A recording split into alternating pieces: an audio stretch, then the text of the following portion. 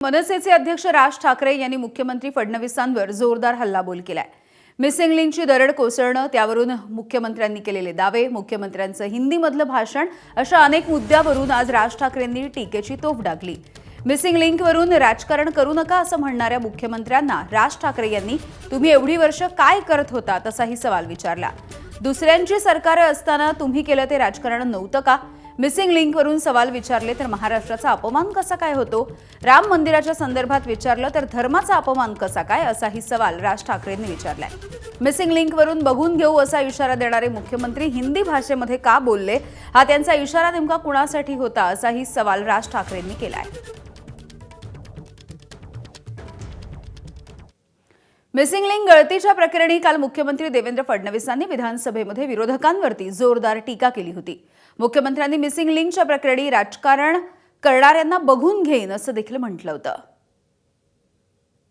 आजमी साहब, हमारे जयंत राव जी ने सही बात कही। जिनको कुत्ता नहीं पहुंचता वो आजकल सोशल मीडिया पर आकर सबको गाली देते हैं, मुख्यमंत्री को भी गाली देते हैं। ऐसे कुछ भाड़े के टट्टे इस मिसिंग लिंक के बारे में भी पैसा ले लेकर सोशल मीडिया पर लिख रहे थे। उनको भी कह देना चाहता हूं, अगर महाराष्ट्र का अपमान करोगे छोडूंगा नहीं। मला दुसरं कळलं नाही, मला मुख्यमंत्र्यांचं विधानसभेतलं भाषण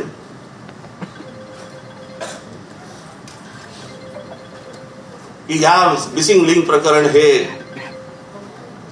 उत्तम दर्जाचं ते काय कन्स्ट्रक्शन आहे वगैरे वगैरे सगळं झालं, आणि ह्याचं जर समजा कोणी राजकारण करत असेल आम्ही बघून घेऊ त्याला। मुख्यमंत्री आहेस ना तू।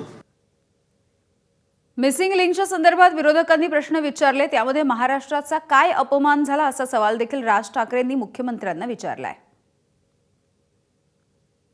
अरे देवेंद्र फडणवीसला शिव्या द्या, त्याला सवय आहे, शिव्या प्रूफ आहे मी। कारण जीवनात एकच गोष्ट शिकलो, आजपासून 10 वर्षांनी हे शिव्या देणारे दिसणार नाही, पण ती कनेक्टिंग लिंक असेल आणि देवेंद्र फडणवीसचं आणि एकनाथ शिंदेचं नाव असेल। पण माझा आक्षेप या गोष्टीला आहे, मला बदनाम करा पण महाराष्ट्राला बदनाम करू नका। काय म्हणतायत म्हणे, एक वेळे मला बोला पण महाराष्ट्राचा अपमान मी सहन करणार नाही। वा रे वा, लोक त्या मिसिंग लिंक बद्दलच बोलतायत, महाराष्ट्राचा पुढे अपमान करतायत। पण विरोधकांना जे करत होते ना, शिव्या घाल, वाटेल ते बोल, हे जे सगळे त्यांच्या ठेवलेल्या टीम्स आहेत ना, हे जे सगळं सुरू होतं ना, ते आता अंगलट आलंय। आता ह्यांच्या दामदुपटीने ह्यांच्या अंगावरती येतंय।